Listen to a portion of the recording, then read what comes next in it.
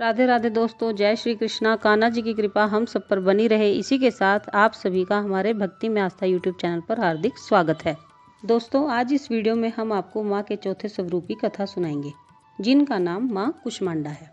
माँ कुष्मांडा की कथा सुनने से परम पद की प्राप्ति होती है और साधक को लौकिक और पारलौकिक उन्नति मिलती है। माँ कुष्मांडा की पूजा चौथे नवरात्रे में की जाती है। इनको प्रसन्न करने के लिए भक्तजन व्रत भी रखते हैं। चलिए दोस्तों, कथा को शुरू करते हैं। सुरा संपूर्ण कलशम रुधिरा पलुतमेव च दधाना हस्त पद्माभ्याम कुष्मांडा शुभ दास्तु में। माँ दुर्गा जी के चौथे स्वरूप का नाम कुष्मांडा है।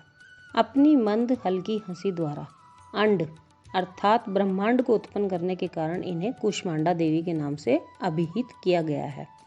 जब सृष्टि का अस्तित्व नहीं था, चारों ओर अंधकार ही अंधकार परिव्याप्त था, तब इन्हीं देवी ने अपने निश्चित हास्य से ब्रह्मांड की रचना की थी। अतः यही सृष्टि की आदि स्वरूपा आदि शक्ति हैं। इनके पूर्व ब्रह्मांड का अस्तित्व था ही नहीं। इनका निवास सूर्य मंडल के भीतर के लोक में है। सूर्य लोक में निवास कर सकने की क्षमता और शक्ति केवल इन्हीं में है।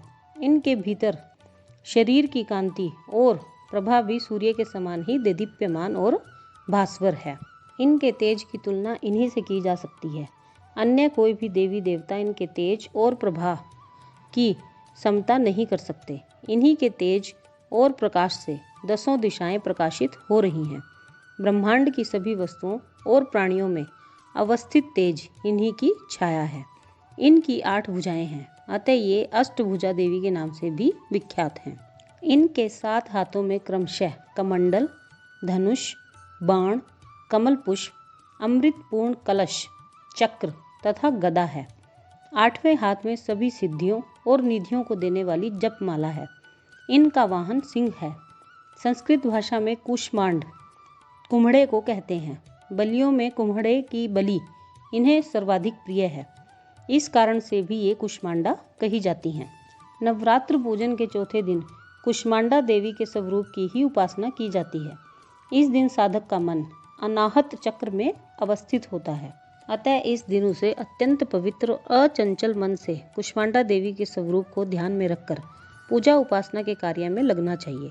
माँ कुष्मांडा की उपासना से भक्तों के समस्त रोग शोक विनष्ट हो जाते हैं। इनकी भक्ति से आयु, यश, बल और आरोग्य की वृद्धि होती है।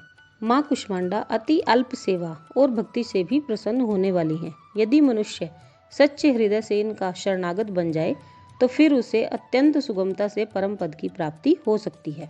हमें चाहिए कि हम शास्त्रों पुराणों में वर्णित विधि विधान के अनुसार माँ दुर्गा की उपासना करें और माँ के भक्ति मार्ग पर अहर्निश अग्रसर हों। माँ के भक्ति मार्ग पर कुछ ही कदम आगे बढ़ने पर भक्त साधक को उनकी कृपा का सूक्ष्म अनुभव होने लगता है। यह दुख स्वरूप संसार उसके लिए अत्यंत सुखद और सुगम बन जाता है। माँ की उपासना मनुष्य को सहज भाव से भव सागर से पार उतारने के लिए सर्वाधिक सुगम और श्रेष्ठकर मार्ग है। माँ कुष्मांडा की उपासना मनुष्य को आधियों व्याधियों से सर्वथा विमुक्त करके उसे सुख, समृद्धि और उन्नति की ओर ले जाने वाली है।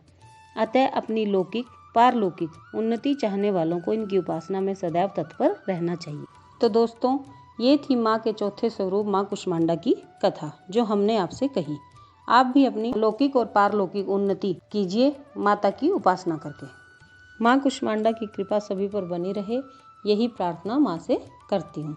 आज की वीडियो में बस इतना ही दोस्तों। कल फिर मिलते हैं माँ की एक और नई कथा के साथ। तब तक के लिए आप सबको मेरी राधे राधे। दोस्तों, आपसे रिक्वेस्ट है कि आप हमारे चैनल को लाइक, शेयर और सब्सक्राइब कर दीजिए और साथ ही बेल आइकन भी प्रेस कर दीजिए ताकि हमारे चैनल पर पोस्ट की गई हर नई वीडियो की नोटिफिकेशन आपको सबसे पहले मिल सके और आप उसका लाभ उठा सकें। राधे राधे दोस्तों, जय श्री कृष्णा, जय माता दी।